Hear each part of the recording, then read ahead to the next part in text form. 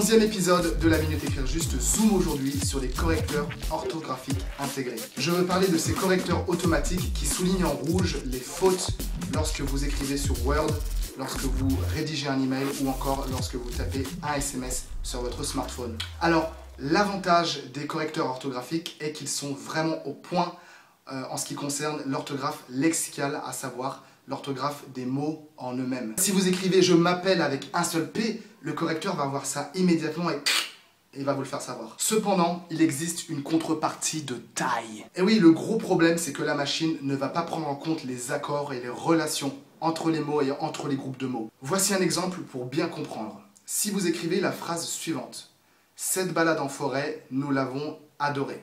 Il y a 3 mots que le correcteur orthographique ne va pas corriger, ne va pas voir. Balade, forêt, adorée. Le problème des correcteurs automatiques, c'est qu'ils ne détectent pas le sens de ce que vous voulez dire.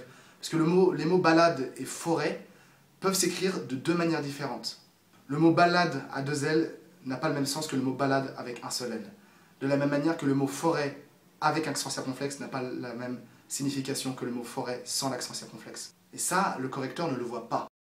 En ce qui concerne le mot adoré, dans ce cas-là, on doit l'écrire EE, puisqu'il s'accorde avec le COD. Nous avons adoré quoi? Cette balade. Comme vous pouvez le voir, vous pouvez faire d'ailleurs le test vous-même sur Word ou sur votre email, il y a énormément de fautes qui passent entre les mailles du filet. Soyez donc bien vigilants lorsque vous utilisez ces correcteurs automatiques intégrés et faites l'effort d'aller trouver les bonnes terminaisons, les bons accords grammaticaux vous-même. C'est tout pour aujourd'hui, c'était la Minute Écrire Juste. À la prochaine et abonnez-vous à ma chaîne. Rime pauvre.